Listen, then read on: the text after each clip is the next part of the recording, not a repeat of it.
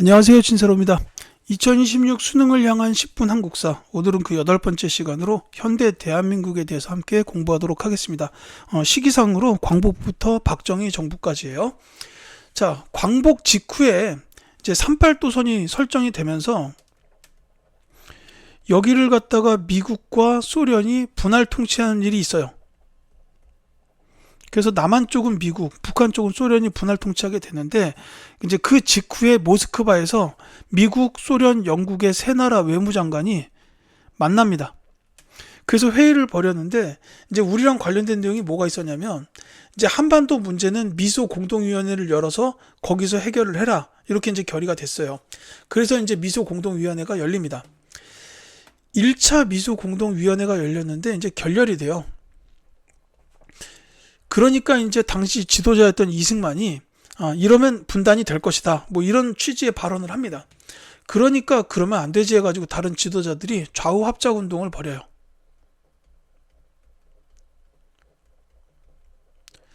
자, 이 좌우 합작 운동도 사실 잘 되지는 않습니다. 결국은 실패하게 되고 2차 미소공동위원회가 열리는데 얘도 결렬이 돼요. 이제 이렇게 되다 보니까 결국은 이 한반도 관련된 문제가 유엔으로 넘어가게 되는데, 거기서 몇 번 조사를 하다가 좌절되고 또 조사하고 해서 나온 결론이 뭐냐면, 선거가 가능한 남한만이라도 선거를 해서 정부를 수립해라, 이렇게 나가게 돼요. 그러니까 그 사실을 알게 된 김구, 김규식 요 두 분의 민족 지도자분들께서 이러면 안 된다, 통일정부 수립해야 된다 생각하고 이제 평양으로 가서 김일성을 만나게 됩니다. 그게 남북협상인데 이것도 잘 안 됩니다. 그러니까 사실 이 시기에는 미국은 우익, 소련은 좌익이라고 생각하면 되고, 이 이데올로기적인 전쟁이 굉장히 치열했던 시기예요. 그래서 이제 그렇게 이해해 주시면 좋겠어요. 결국은 남한만의 총선거가 열리게 되고, 그게 50 총선거인데, 이제 이 총선거를 통해서 분단이 공식화된다, 이렇게 보시면 되겠죠. 이 50 총선거는 역사적인 의의가 있습니다. 역사상 최초의 보통선거. 나이 20살만 넘으면 누구나 선거권이 있었어요. 그래서 보통선거다라고 이렇게 보시면 되겠습니다. 이 50 총선거를 통해서 구성된 국회가 재헌국회인데, 이 재헌국회는 정부를 수립하기 위해서 필요한 법들을 만들려고 먼저 설립한 거예요. 그러니까 이 재헌국회에서는 급한 법부터 만들었습니다. 그게 헌법이랑 농지개혁법, 그리고 반민족행위 처벌법, 이런 것들이 있다라고 보시면 돼요.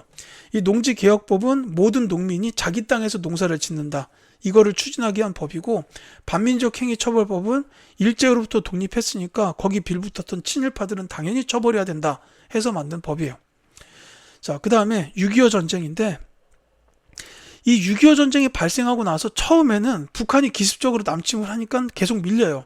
그래서 이제 경상도 일부 지역만 남고 다 북한한테 넘어간 상태였는데, 그 다음에 이제 인천 상륙작전을 성공하면서 전황이 반전됩니다. 이제 우리 남한 쪽으로 넘어왔다는 얘기죠. 그러면서 이제 밀고 올라가서 서울도 수복하고 북한도 이렇게 밀고 올라가서 결국은 압록강까지 가는데, 거기서 이제 중국군들이 개입을 하게 돼요. 그래서 이 중국군들이 밀려 내려오니까 또 밀려가지고 이제 1951년 돼서 1월 4일 날 서울을 다시 한번 뺏기게 돼요. 그게 일사후퇴입니다. 이후에는 38선을 기준으로 해서 오르락 내리락 하면서 끊임없는 소모적 공방전이 벌어져요. 그러니까 미국과 소련이 이제 휴전을 하는 게 어떻겠냐 해가지고 협의에 들어갑니다. 다만 이 협의도 포로 교환 문제 때문에 꽤 길어져요. 그래서 2년 정도 된 1953년이 돼서야 정전협정이 맺어져가지고 휴전 상태가 되는 거고, 그 직후에 우리는 미국과 한미 상호 방위조약을 맺게 됩니다. 지금도 우리 땅에 주한미군이 주둔하고 있는 게 이때 맺었던 한미 상호 방위조약 때문이다라고 보시면 되겠어요. 이 6.25 전쟁은 흐름이 나오는데 그렇게 어렵지 않습니다. 자주 나오기는 하지만 그렇게 어렵진 않을 거예요. 자, 그리고 이제 이승만 정부의 경우에는 이제 헌법을 두 번을 바꿨어요. 처음은 발췌개헌. 이건 6.25 전쟁 중이었던 1952년인데, 전쟁 중이에요. 대통령 직선제로 바꿨어요. 그전에는 국회의원들이 대통령을 뽑는 간선제였는데, 이제 국회가 한 번 바뀌었는데 이때 야당 국회의원들이 많이 당선이 됐어요. 그래서 이제 이승만이 대통령이 될 가능성이 줄어드니까 직선제로 헌법을 바꾼 겁니다. 그 다음에 4년 뒤에 1956년에는 4.4.5입 개헌을 단행하는데 이 4.4.5입 개헌은 뭐냐면은 초대 대통령이 하나요. 초대 대통령이 하나요. 중임 제한을 폐지한 거예요. 당시의 대통령 제도는 4년 중임제였습니다. 그러니까 4년 임기를 해고 당선이 되면 4년 더 하고 그러면 이제 끝이에요. 근데 이거는 이승만이 또 하고 싶으니까 자기만 예외를 둔 거예요.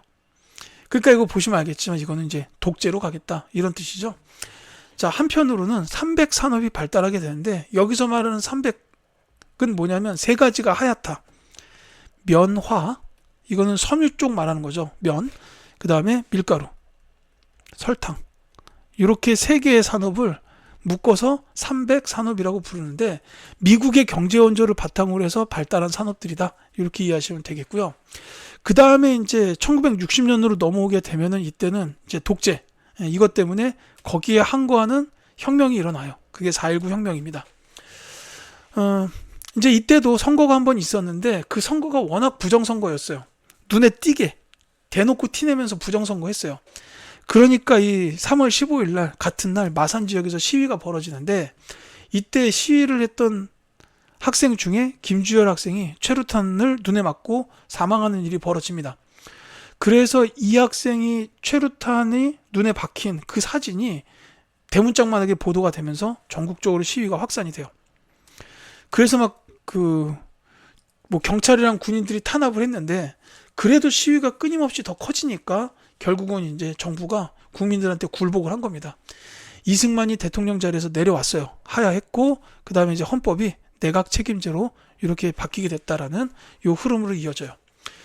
그래서 요거는 이제 부정선거를 통해서 이제 잘못된 거를 이제 국민들이 직접 단죄를 한 거죠. 그래서 국민들이 이제 대통령을 끌어내린 그런 역사적인 의의가 있다. 이렇게 기억해 주시면 좋겠어요. 근데 이 4.19 혁명으로부터 딱 1년 뒤 1961년에 이제 박정희 장군을 중심으로 한 군부 세력들이 정변을 일으킵니다.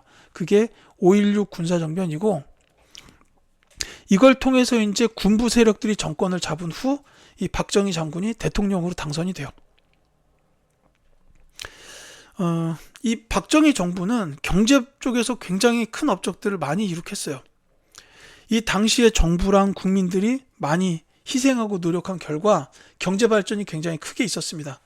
이제 경제개발 5개년 계획이 계속해서 추진이 됐었고 그 다음에 농촌 지역에서도 농촌 발전을 위한 새마을 운동이 있었어요.